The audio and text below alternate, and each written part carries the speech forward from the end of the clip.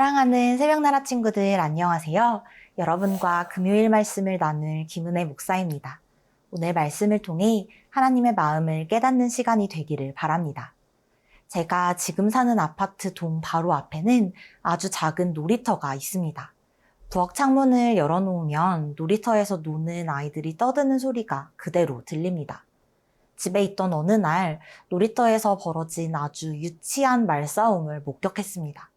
두 명의 남자아이가 함께 놀다가 서로 미끄럼틀을 먼저 타겠다고 다투기 시작했습니다.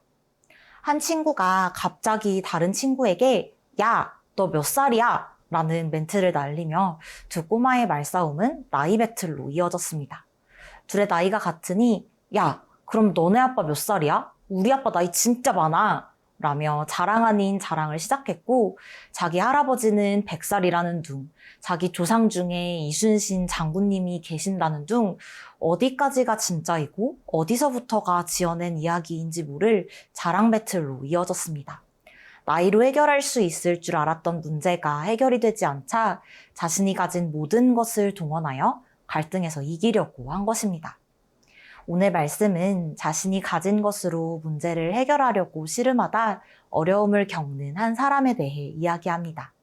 오늘 말씀의 제목은 세상이 두려울 때입니다.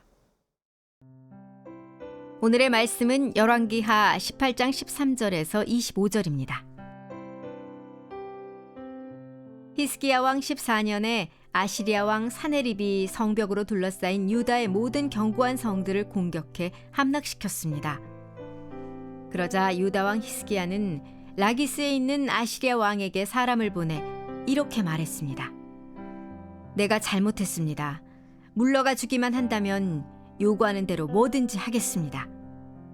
아시리아 왕은 유다 왕 히스기야에게 은 300달란트와 금 30달란트의 조공을 요구했습니다. 그러자 히스기야는 그에게 여호와의 성전과 왕궁 창고에 있던 모든 은을 내주었습니다. 또 그때 유다 왕 히스기야는 여호와의 성전 문들의 금과 자기가 성전 기둥에 입혀놓은 금을 벗겨 아시리아 왕에게 주었습니다. 아시리아 왕은 라기스에서 예루살렘을 공격하기 위해 큰 군대와 함께 다르단과 랍사리스와 랍사게를 히스기야 왕에게로 보냈습니다. 그들은 올라가 예루살렘에 도착해 세탁자의 들판으로 가는 길가 위쪽 연못의 수로 옆에 멈춰 섰습니다. 그들은 왕을 불러냈습니다. 그러자 왕궁 관리 대신인 힐기야의 아들 엘리야김과 서기관 셈나와 아삽의 아들인 역사를 기록하는 사람 요아가 그들에게 나갔습니다. 랍사게가 그들에게 말했습니다. "히스기야에게 이렇게 말하여라. 위대하신 왕 아시리아 왕께서 말씀하신다. 내가 무엇을 믿고 이렇게 당당하냐? 내가 전략도 있고 군사력도 있다고 하지만 다 빈말일 뿐이다. 내가 도대체 누굴 믿고 반역하는 것이냐? 이제 보아라. 내가 저 상한 갈대 지팡이인 이집트를 믿나 본데 만일 사람이 그것을 의지하면 그것이 의지한 그 사람의 손을 찌르고 들어간다. 이집트 왕 바로는 자기를 믿고 의지하는 자들에게 다 그렇게 한다. 너희는 내게 너희 하나님 여호와를 믿는다고 하겠지만 히스기야가 유다와 예루살렘에 사는 백성에게 예루살렘에 있는 이 제단 앞에서만 경배해야 한다며 산당과 제단을 모두 없애버리지 않았느냐? 그러니 와서 내 주인인 아시리아 왕과 내기하라. 만약 내가 말 탈 사람을 구할 수만 있다면 내가 내게 말 2,000마리를 줄 것이다. 내가 전차와 말들을 이집트에서 가져온다 한들 내가 내 주인의 신하들 가운데 가장 작은 한 사람이라도 물리칠 수 있겠느냐? 게다가 내가 여호와의 말씀도 받지 않고 이곳을 공격해 멸망시키려고 온 줄 아느냐? 여호와께서 직접 내게 이 나라로 진군해 멸망시키라고 하셨다. 아시리아 왕 사네립은 자신을 배반한 남유다 왕 히스기야를 치기 위해 공격해 왔습니다. 사네립은 대군을 이끌고 와서 순식간에 남유다의 많은 영토와 성읍을 점령했습니다. 예루살렘 성을 제외한 모든 성이 아시리아에 함락되고 히스기야는 예루살렘 성에 고립되었습니다. 순식간에 온 나라를 빼앗기게 된 것입니다. 히스기야는 이전에 하나님만을 의지하며 아시리아를 배반했지만 이번에는 세상의 방식으로 위기를 모면하려 합니다. 사네립에게 사신을 보내어 잘못을 빌고 돌아가 줄 것을 청한 것입니다. 히스기야의 명령에 따라 사네립이 머물던 라기스로 간 남유다의 신하는 항복 의사를 전하며 무슨 요구든 다 수용할 테니 이제 그만 물러가 달라는 요청을 합니다. 예루살렘이 언제 멸망당할지 모르는 상황에서 살아남기 위해 굴욕적인 태도를 취한 것입니다. 그러자 사네립은 히스기야에게 은 300달란트와 금 30달란트라는 큰 돈을 요구합니다. 하지만 남유다에는 그렇게 막대한 조공을 바칠 만큼 충분한 은과 금이 없었습니다. 히스기야는 사네립의 위협으로부터 어떻게든 벗어나기 위해 안타까운 선택을 합니다. 오늘 본문 15절 말씀입니다. 그러자 히스기야는 그에게 여호와의 성전과 왕궁 창고에 있던 모든 은을 내주었습니다. 히스기야는 사네립이 정해준 조공을 채우기 위해 왕궁에 비축된 보물과 성전에 있는 보물뿐만 아니라 성전 기둥에 입힌 금까지 벗기고 맙니다. 남유다의 왕으로 철저한 종교 개혁을 해내며 하나님을 의지한 왕이라는 평가를 받은 것이 무색할 만큼 그의 믿음은 온데간데 없이 사라져버리고 만 것입니다. 사랑하는 새벽나라 친구들, 하나님의 말씀을 따라 살아가겠다고 결단하고 믿음으로 살아가려는 우리에게도 언제든지 위기가 찾아올 수 있습니다. 그때 우리는 세상의 방식으로 타협하여 위기를 모면하려고 하는 것이 아니라 하나님을 믿고 의지함으로 위기를 극복해야 합니다.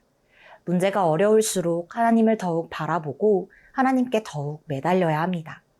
하나님의 보호하심을 신뢰하며 하나님만을 의지하며 살아가는 사랑하는 새나 친구들이 되기를 바랍니다.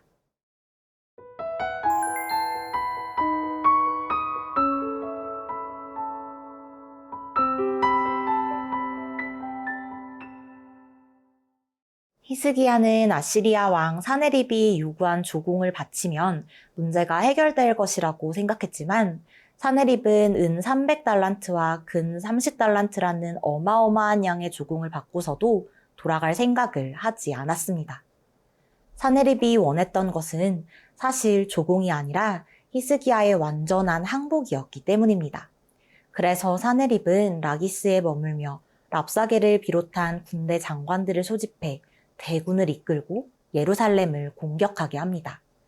예루살렘 성문 밖에 도착한 랍사게는 사네립을 대신하여 히스기야에게 말을 전합니다. 남유다에 전투력이 있다는 말은 빈말일 뿐이라고 히스기야를 위협했고 심지어는 아시리아가 예루살렘을 공격해서 망가뜨리는 것이 하나님의 뜻이라는 주장을 펼칩니다. 오늘 본문 25절의 말씀입니다. 게다가 내가 여호와의 말씀도 받지 않고 이곳을 공격해 멸망시키려고 온 줄 아느냐? 여호와께서 직접 내게 이 나라로 진군해 멸망시키라고 하셨다. 랍사게가 하나님의 뜻에 대해 이야기한 것은 그가 하나님을 알고 믿는 사람이기 때문이 아니었습니다. 랍사게의 이 발언은 유일하신 하나님인 여호와를 믿는 남유다와 그 백성들을 비웃고 모독하는 것이었습니다. 많은 조공을 바쳐서라도 위기를 모면하려고 했던 히스기야의 노력은 물거품이 되었고 이제는 살아남을 수 있는 방법이 전혀 보이지 않는 상황이 되었습니다. 위기를 모면하려다가 더 큰 위기를 맞이하게 된 것입니다. 사랑하는 새벽나라 친구들, 믿음을 지키며 바르게 신앙생활을 하려고 할 때 우리는 세상의 비웃음과 조롱을 받을 수 있습니다. 하나님만을 의지하며 살아가려고 하는 우리를 낙심하게 만들고 하나님 대신 다른 것들을 의지해야 한다고 속삭이며 유혹합니다. 하지만 우리는 어려움이 찾아올수록 하나님만을 더욱 의지해야 합니다. 세상의 조롱과 유혹의 소리가 커질 때에 하나님을 더 붙잡아야 합니다.